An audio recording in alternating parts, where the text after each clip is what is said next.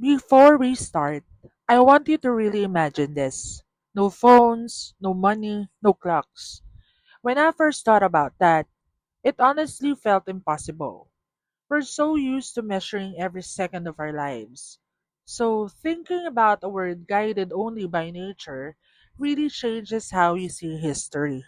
What if you lived your entire life without ever seeing a clock or a coin? For a family in a pre-colonial Filipino barangay, that was just reality. So what did one of their days actually look like? If you thought Filipino history began when the Spanish arrived, it's time to think again. For thousands of years before any European ships landed here, vibrant and complex societies thrived across these islands. These were communities of master seafarers, skilled farmers, and spiritual leaders, all living in settlements called barangays. They weren't one giant unified nation, but a network of independent communities, each with its own culture, bound together by family and trade. Today, we're going to step back in time. We're not visiting the courts of kings or the chaos of battle, but going right to the heart of it all, the family. We'll spend a day with a family in a coastal barangay, a community of about 50 households, nestled right where the river meets the sea. We'll follow Ama, the father, Ina, the mother, and their kids, Aman and Laya, as they navigate a world where the only clocks are the sun and the tides. It's a world where work, faith, and community are all woven together into a single unbreakable thread. This is a day in their life, a glimpse into a world that's been all but forgotten.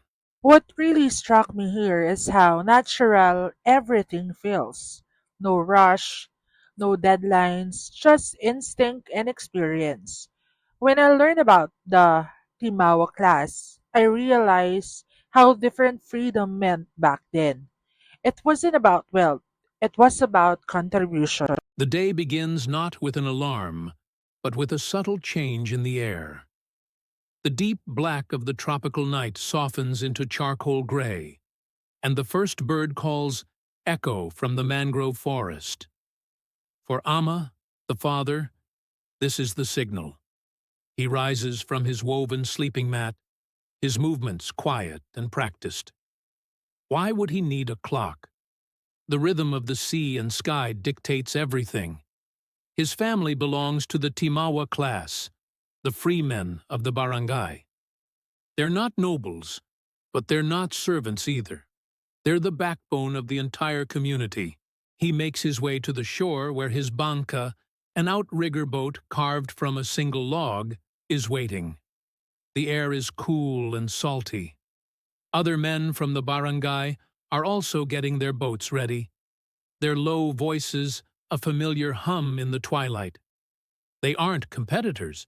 They're kin and neighbors, and they share the ocean's bounty. Ama's job is to provide the day's protein, a crucial part of his family's survival. He paddles out into the calm morning water, heading for the fish corrals. These are intricate traps made of bamboo and rattan, a technology passed down for generations. Fishing isn't just a job, it's an ancestral skill, a conversation with nature itself. As the sun's first rays break over the horizon, painting the water gold and orange, Ama works with a focused calm. He knows the currents, he knows the habits of the fish, and he knows the signs of a good catch. His hands move with the confidence that only comes from a lifetime of practice, pulling nets and checking traps. This is the pre-colonial economy in action. It isn't driven by profit or wages, but by need and community duty. The idea of utang na loob, or a debt of gratitude, binds everyone together. Ama fishes for his family, but if he has extra, he won't hoard it. It'll be shared or traded.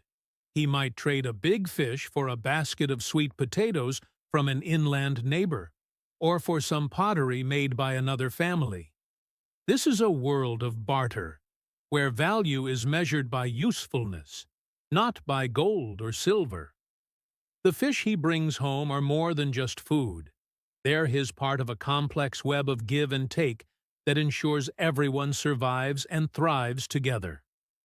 By the time the sun is high in the sky, he's paddling back to shore, his banka heavy with the morning's catch. A provider returning home. This is one of my favorite parts, honestly. Growing up, many of us were taught that women only gained power much later in history. But that's just not true.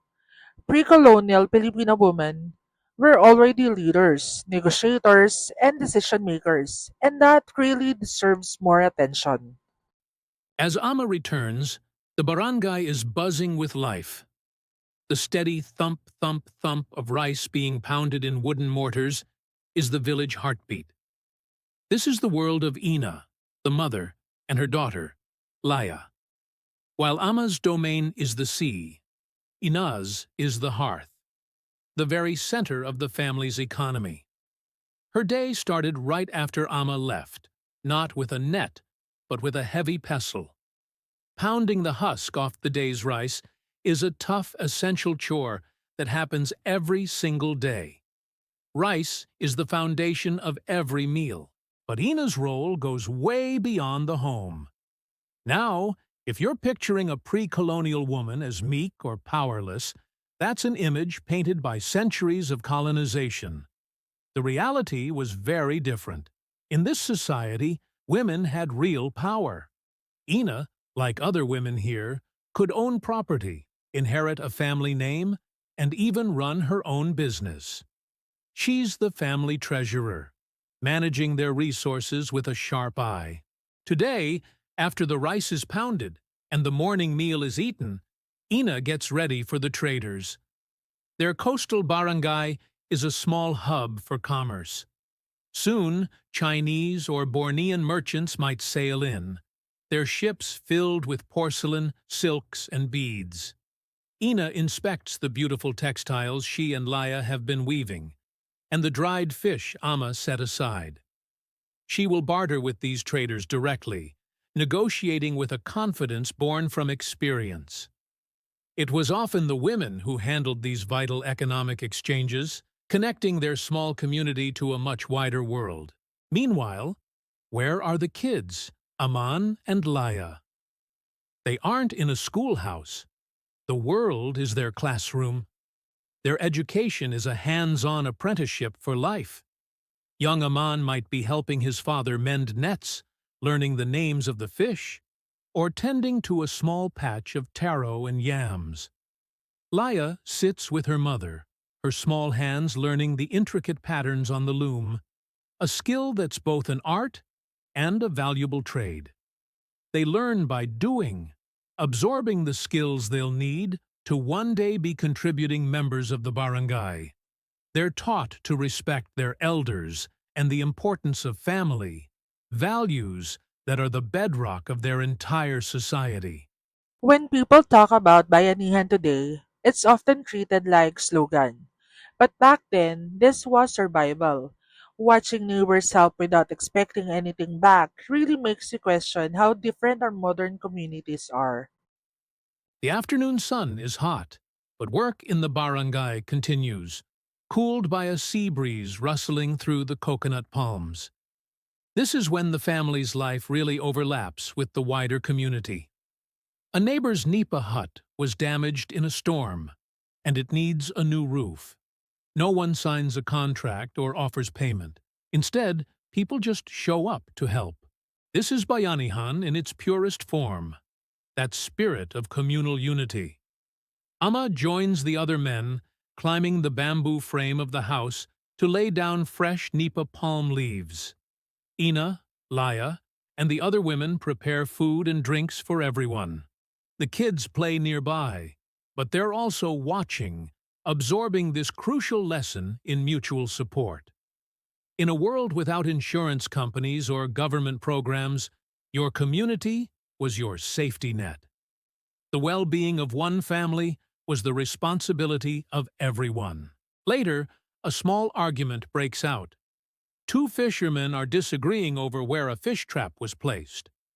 There's no police force to call and no courthouse to go to. Instead, the problem is brought before the leader of the barangay, the datu. The datu is a respected elder from the noble Maginoo class. He holds a lot of power, but that power is granted by the community's trust, not by some divine right. The community gathers as the datu, often with a council of elders, listens to both sides. There are no written laws here, only oral traditions and the wisdom of past decisions. The datu's goal isn't just to punish, but to restore harmony. He might suggest a compromise or remind them of their shared values. The resolution is quick, public, and accepted by all. Justice isn't some abstract idea. It's a practical tool to keep the community in balance. As the work on the roof finishes and the argument is settled, the afternoon ends with the community's bonds stronger than before. I love this part because it feels so familiar, even today. Many Filipino households still do small rituals, even if we don't always realize where they came from. This kind of spirituality wasn't separate from life, it was life. As twilight descends, the smell of cooking fires fills the air. Ama, Ina, and the children gather in their home, a simple house of wood and bamboo built on stilts. They sit on woven mats on the floor, sharing a meal of steamed rice, grilled fish from Ama's catch, and vegetables from their garden. They eat with their hands off banana leaves, and the day's hard work makes the simple food taste incredible. But before they eat, Ina does something important. She takes a small piece of rice and fish and places it on a little altar in the corner. This is an offering for the Anitos, the spirits of their ancestors. In the pre-colonial Philippines, faith wasn't something you did for an hour a week in a special building. It was animistic, woven into the very fabric of daily life. The world was alive with spirits, dewatas in the trees and rivers, and the ever-present souls of their ancestors who watched over them. These spirits weren't distant gods. They were active participants in the world who could bring good fortune or bad. These small, daily rituals were a way of showing respect and keeping the peace between the physical and spiritual worlds. After the meal, the family doesn't split up. Drawn by the light of a flickering torch, they join other families in a communal space.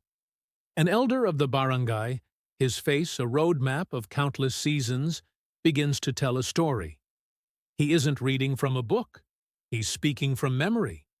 It might be the epic of a great hero, a myth about how the world was made, or a funny tale about a clever mouse deer. This was their library, their school, and their temple, all in one. In a society mostly without writing, oral tradition was everything. It's how history was passed down, how morals were taught, and how they knew who they were. The children, Aman and Laya, listen with wide eyes, absorbing the legends of their people. Sometimes, a babaylan, a female shaman and spiritual leader, might lead a ritual, chanting to thank the spirits for a good harvest, or to heal someone who is sick. These evening gatherings under the vast starry sky were the cultural heart of the barangay, strengthening their connection to each other, their ancestors, and the spirit world all around them. The day, which began with the sun, now ends with the stars, its cycle complete. What really stays with me is how complete this way of life already was. It wasn't waiting to be saved or civilized. It already had structure, values, and meaning. And that's something we should be proud of. From the father's pre-dawn trip to the sea to the elders' stories told in the dark, this day shows us a world that was both simple and incredibly complex. Life was a constant dance with nature, a cycle of work driven by the sun and tides. The family was the heart of it all, a unit of work, education, and support. And faith was an intimate daily conversation with the spirits.